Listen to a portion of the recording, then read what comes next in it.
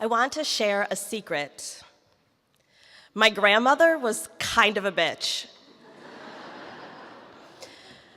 I know what you're all thinking.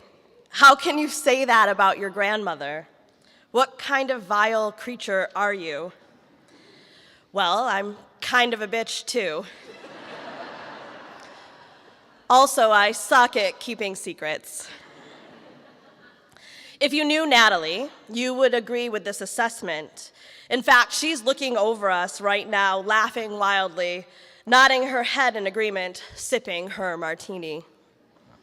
My grandmother was not the grandma most people get, but she was a strong, fierce female role model. She did not bake pies. She did not babysit. She most certainly did not want to be called grandma. When I was born, she told my mom she wanted to be called Auntie Mame.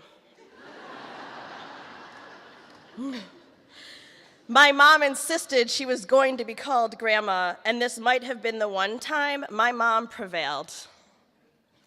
She was young at heart. My grandmother used to smoke cigarettes. When she would visit, she wanted to smoke in the house, and my mom was really pissed. Cool cigarettes, stylishly long, tastefully cool, lady be cool. I asked my grandma once why she smoked Cools. Drawing on her cigarette, she paused, and as she blew out the smoke, she very simply replied, "Because I am cool." She could be a bitch, but she was certainly an incredibly cool lady. I think she waited until I was 10 before she taught me how to play blackjack and make her martinis.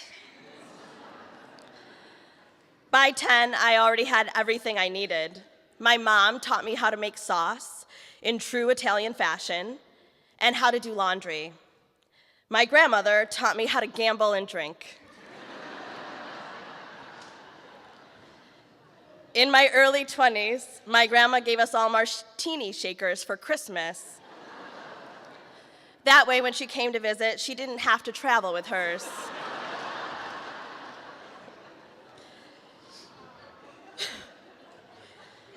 When my sister got married and Grandma traveled to Rochester, I was responsible for getting the correct booze and glassware for her hotel room. It was a good thing I had that shaker. I knew the kind of gin my grandmother drank, Bombay Sapphire. That was easy. When I called her to find out her preferred brand of vermouth, she simply said, "Don't waste my time." One summer, I traveled to visit Grandma. I had just started working for Paychex. This was my first big girl job after college. While everyone in Rochester knows Paychex, it was not as well known in Lisle, Illinois. While at Grandma's house, she made me a vodka cocktail with a splash of soda. She called it a sipper drink because it was barely drinkable. No surprise, she poured herself a martini. With our cocktails in hand, we went outside to the neighborhood block party. As her neighbor went on and on about her daughter's new medical practice on Michigan Avenue in downtown Chicago, my grandmother was not going to be outdone. While swirling her drink, she looked at me and said, "Where is it that you work, Erin?" I said, "Grandma, I work for Paychex." Without spilling a drop or skipping a beat, she says, "Well, we all work for Paychex."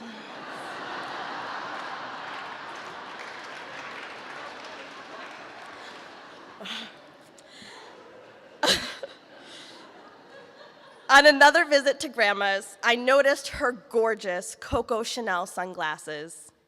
Did I mention her incredible style? To be sure I was going to inherit them, I asked if I could put a Post-it note in the sunglass case with my name on it so everyone knew they would be mine.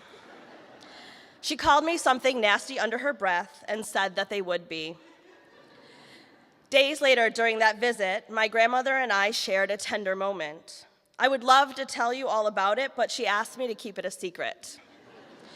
So naturally, I've told a handful of you. During that tender moment, I began to cry. She told me to knock it off with your tears.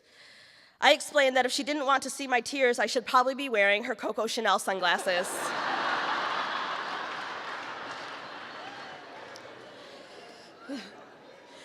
As I packed my bags to head home, the sunglasses were in my bag. She didn't want me to have to wait to have them, and she enjoyed seeing me enjoy them. I think she also wanted to make sure that I kept her secret. She was not above giving a bribe, and I was not above taking one. She loved me. In August, I lost my grandmother.